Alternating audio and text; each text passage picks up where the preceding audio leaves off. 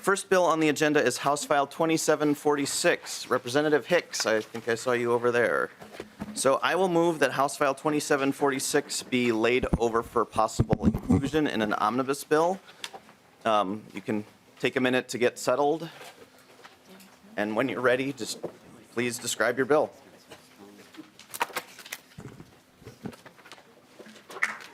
Thank you so much, Chair and committee members.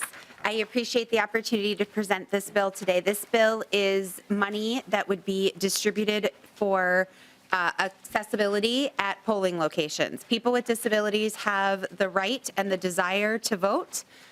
Individuals with disabilities are very affected by a lot of the things that occur in this chamber and in other chambers.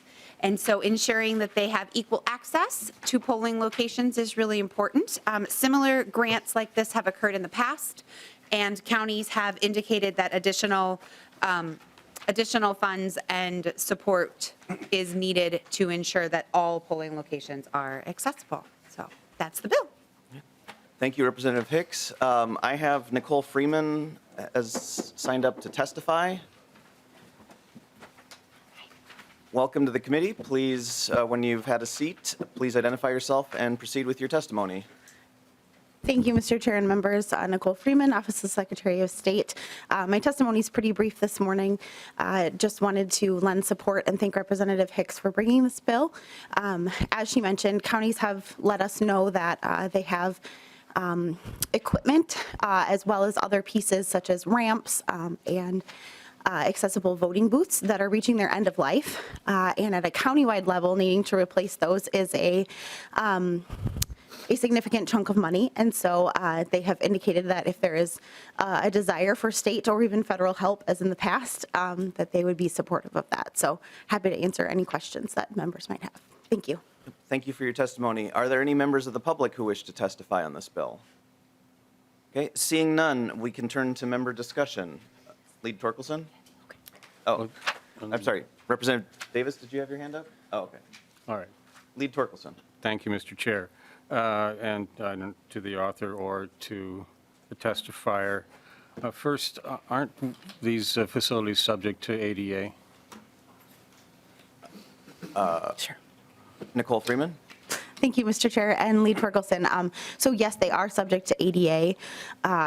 In my experience and from hearing from counties and cities, what these grants have typically been used for before are enhancements to restrooms, as well as enhancements to or additions, I guess, to make non-primary doors accessible. So sometimes if you're, voting at a school, for example, that's an older location. The main doors are ADA accessible, but if you're off in one of the wings of a school, for example, sometimes there's a non-primary door that's much closer with parking available much closer. That would be more convenient for voters of all abilities to use, but they may need to upgrade a door handle or add a I can't think of the word now. Add an automatic door opener to that door, depending on the circumstance, and so sometimes those pieces are used for that.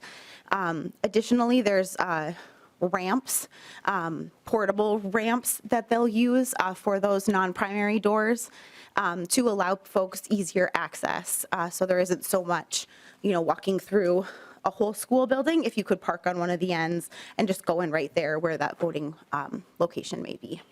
And Representative Hicks. also ADA is one of those things that people like to talk about all the time as being an unfunded mandate. So there isn't funds to ensure that locations are ADA compliant. And the ADA actually has some grandfather clauses that are super, in my opinion, ableist, but we can have that conversation a different day about buildings that are allowed to get away with certain pieces because of the years they were built and different components. And so really the point of this money is to make sure that our counties aren't bearing the financial costs of ensuring all voters can vote. Lead Torkelson. Thank you, Mr. Chair. Well, Ms. Freeman, you referenced school buildings, and the bill specifically states municipalities and counties. Can they spend their money on school buildings? Nicole Freeman. Thank you, Mr. Chair and Lead Torkelson. So dollars could be used to enhance, the way that I read the bill at least, the dollars could be used to enhance any polling location. So if a school is being used as a polling location, a church, for example, would be another example. And I know there's a number of older buildings across the state that are used as polling locations. In addition to, it's not often that you have to change polling locations, but for various reasons, there are times where municipalities have to select new polling locations. So then identifying a building that meets all of the requirements for space and other needs, as well as meets all the accessibility requirements. Sometimes there are small changes that need to be made to a building to make it accessible. Representative Torkelson? Do you mind, Mr. Chair, if I continue? You may continue. Thank you, Mr. Chair. So isn't this generally the responsibility of the counties? And how did you arrive at this amount of money, and is it going to be enough? Is it going to be too much? Seems to me $500,000 can be spent very quickly depending on the situation. Representative Hicks? Yes, thank you so much for the question.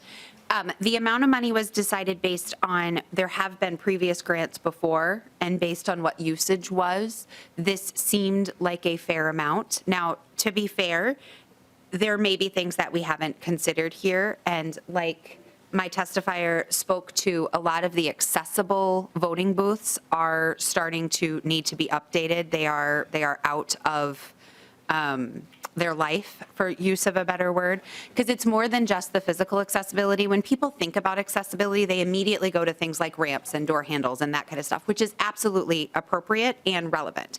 But the parts that we don't talk about are like for individuals that maybe are maybe blind or have other sort of can't reach the typical voting counter and need a lower voting counter, or need different accommodations to be able to read their ballot or to access their ballot or to flip over their ballot, right? There's all of these other kind of accommodations that are so important. And so the number was based on previous usage and an estimate.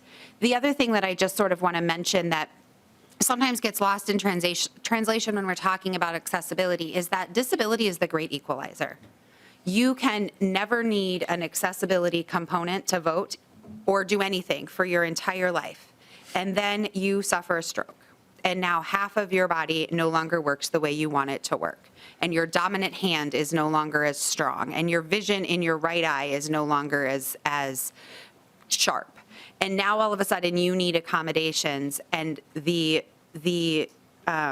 shock that typically is to folks when they realize how inaccessible things that they consider just every day have become is one of the reasons that there's been a little bit more focus on ensuring accessibility in all spaces, but particularly around voting. And so this is really designed to make sure that counties have the funds they need to ensure that all of their voters, including those with disabilities, can vote.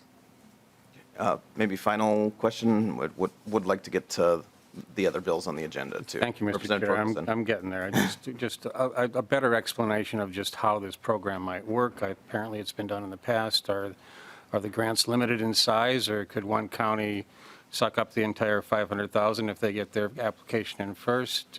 How will this operate? Nicole Freeman? Thank you, Mr. Chair and Lead Torkelson. So OSS anticipates that it would operate similar to other grants, and so there would be a pro rata amount determined based on the applications. Generally, there's a consultation with municipalities and counties over what the needs are, and then the grant program is more fleshed out.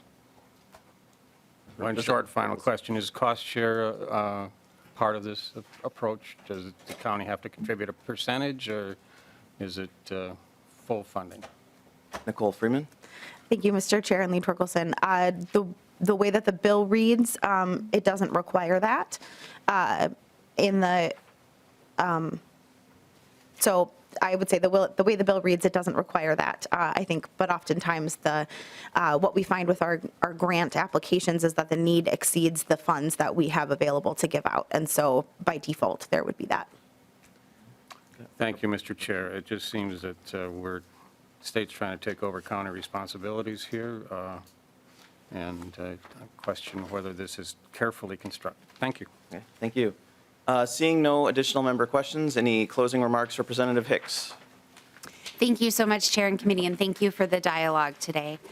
It is important that we recognize that people with disabilities have the desire and the right to vote, just like other citizens, and ensuring that our counties have the support they need to ensure that all of their citizens can vote is an important part of our role here at the legislature. So thank you so much for hearing the bill.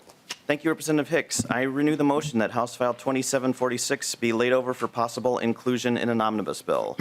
The bill is laid over.